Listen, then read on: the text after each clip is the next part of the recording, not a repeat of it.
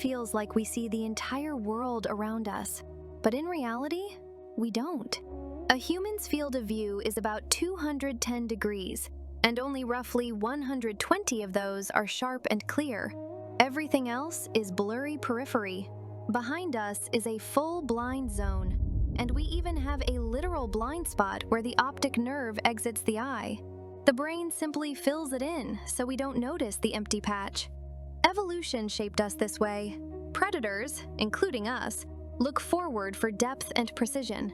Prey animals see almost all the way around to avoid danger. A dragonfly sees nearly 360 degrees at once. But what if humans suddenly gained full 360-degree vision? Would it be an upgrade or a sensory meltdown? Hi, my name is Yalera.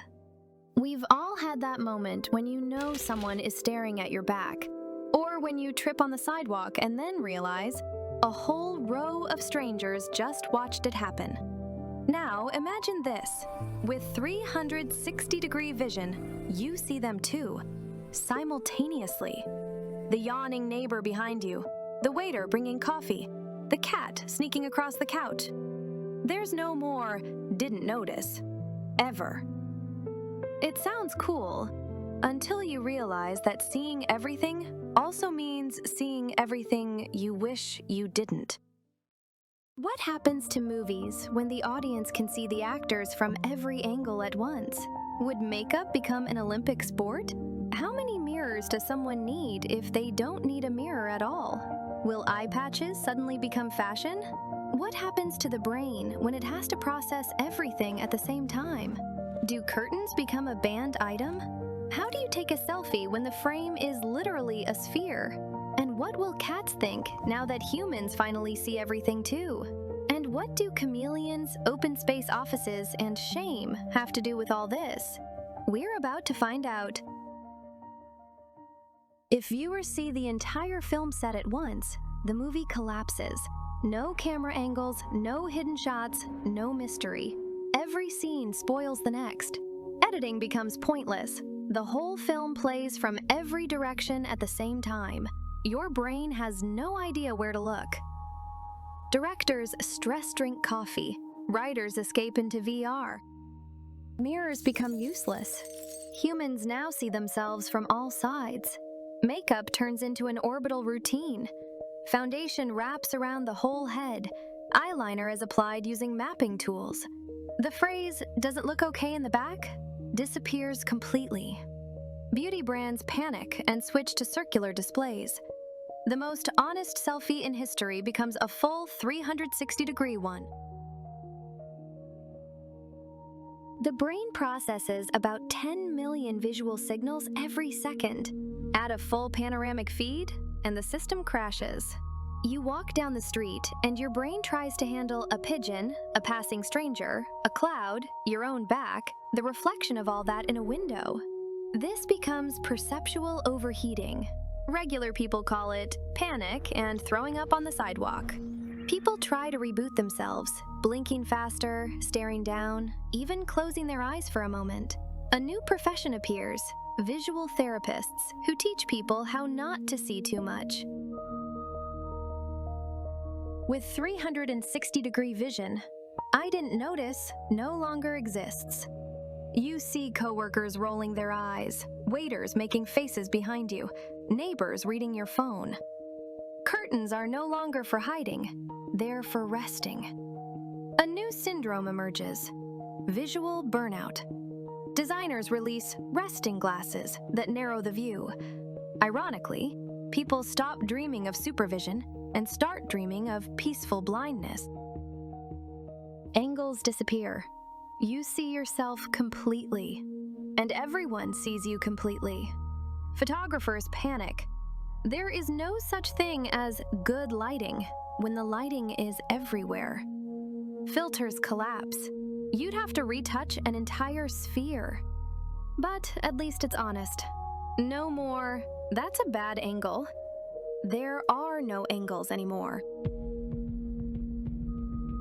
Cats used to live like tiny ninjas, sneaking around, observing us without being noticed. Now, their era is over. No more surprise attacks. No more, where did he come from? Humans see them instantly from every direction. Cats freeze mid-pounce, reconsider their existence, and slowly accept defeat. Scientists joke, half of all cats fall into depression, and the other half learn to disguise themselves as pillows. Chameleons can look in two directions at once. Dragonflies see nearly everything around them.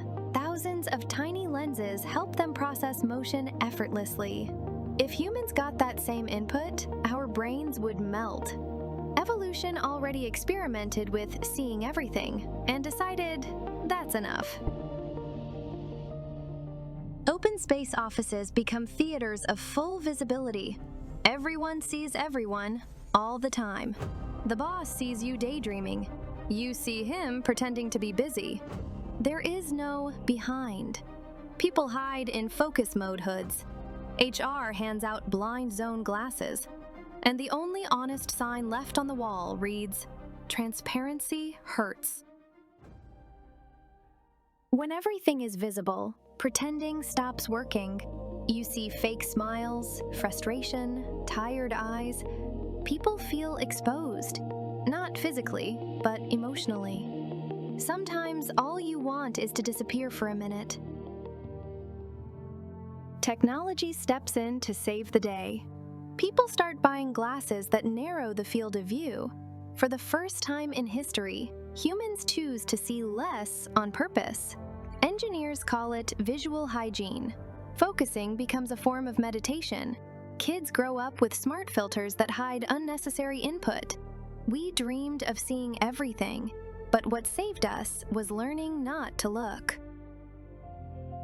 We end up right where we started. To feel what matters, you don't need to see everything. Sometimes limitations are a gift. We learn to choose what we focus on: the world, others, ourselves.